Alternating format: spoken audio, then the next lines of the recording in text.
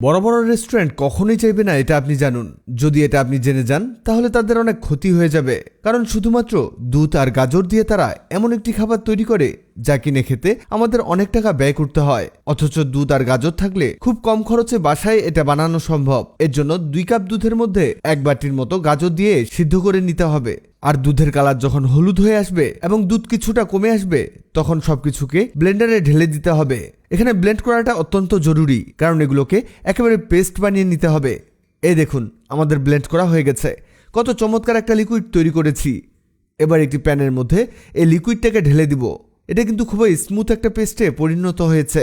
এখানে মিডিয়াম হিটে এটাকে ভাজতে হবে। আর যখন এটা থেকে বলক ওঠা শুরু করবে ঠিক তখন এতে দিতে হবে চালের আটা। এখানে আমরা 2 টেবিল চামচের মতো চালের আটা দিয়ে দিব আর এটাকে ভালোভাবে মাখিয়ে নিতে হবে। তবে এখানে আপনি করবেন কি, এটাকে আটার ডোয়ের মতো করে বানিয়ে নেবেন। এখানে চুলার হিট একেবারে কমিয়ে নিতে হবে। এই দেখুন আমাদের আটার ডো বানানো হয়ে গেছে। এটাকে রেখে দিব। আর এদিকে একটি প্যানের মধ্যে সামান্য ঘি দিতে হবে। আর ঘি গলে গেলে এতে দিতে হবে গাজর। এখানে গাজরগুলোকে আলাদাভাবে ভেজে নিতে হবে। তবে এখানে শুধু গাজর দিলে হবে না, নারকেল গুঁড়ো দিতে হবে 1 বাটির মতো। আরও দিয়ে দিবেন 1 টেবিল চামচ চিনি। এবার চিনি গলাতে হলে আপনাকে অনবরত নাড়তে থাকতে হবে আর সবকিছুকেই ভালোভাবে ভেজে নিতে হবে। আপনি চাইলে নর্মাল তেলেও এটা ভেজে নিতে পারেন, তবে রেস্টুরেন্টে এটা ঘি দিয়ে ভাজে যাতে টেস্ট অনেক গুণে বেড়ে যায়। এগুলো ভাজতে ভাজতে জানিয়ে দিন আপনি কোথা থেকে ভিডিওটি দেখছেন, যাতে পরের ভিডিওতে আপনাকে ধন্যবাদ জানাতে পারি। এই দেখুন এগুলো ভাজা হয়ে গেছে, কেমন মাখা মাখা হয়েছে দেখুন। এবার তৈরি করে রাখা আটার ডোকে অল্প করে হাতে নিয়ে নিব আর এটাকে লাড্ডু শেপে গোল করে নিতে হবে। এখানে আপনি 2 হাত ব্যবহার করে এটাকে গোল বানিয়ে নেবেন। এর মাঝের অংশটাকে গর্ত করে নেবেন। কিভাবে করবেন দেখিয়ে দিচ্ছি। এই দেখুন আমাদের এটা বানানো হয়ে গেছে। এবার লাগবে সেই ভেজে রাখা গাজর আর নারকেলগুলোকে এর মধ্যে 1 থেকে 1.5 চামচ দিয়ে এই বলটাকে বন্ধ করে দিবেন। মানে এটাকে আবার আগের মতো করে লাড্ডু বানাতে হবে। এই দেখুন কিভাবে করছি। এবার একটি চিমটির প্রয়োজন হবে। এই চিমটি মোটামুটি সবার বাড়িতে থাকে। চিমটি দিয়ে এর সাইড দিয়ে একটা নকশা তৈরি করে নিব। খুবই সহজ। দেখুন আমরা কিভাবে দিয়ে নিচ্ছি। এভাবে যত বেশি চাপ দিবেন এটা দেখতে ততই চমৎকার হবে। এই দেখুন তৈরি হয়ে গেছে।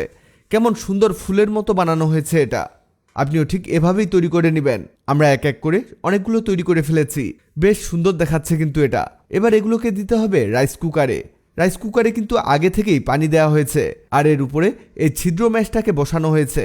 এখানে সবগুলো ফুল দিয়ে এটা সিদ্ধ করে নিতে হবে 5 থেকে 7 মিনিট। এটা হতে হতে আপনাদের জানিয়ে দেই, আগের ভিডিওতে কমেন্ট করেছেন চট্টগ্রাম থেকে তাহমিনা আক্তার, কমলগঞ্জ থেকে ইমাম উদ্দিন, হাটহাজারী থেকে বকুল আক্তার।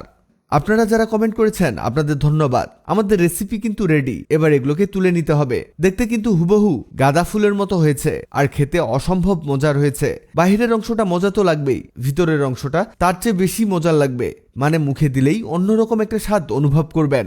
এক কথায় অসাধারণ একটা পিঠা তৈরি হয়েছে। দেখলেন তো কত সহজে কত দুর্দান্ত একটা পিঠা তৈরি করে দেখালাম।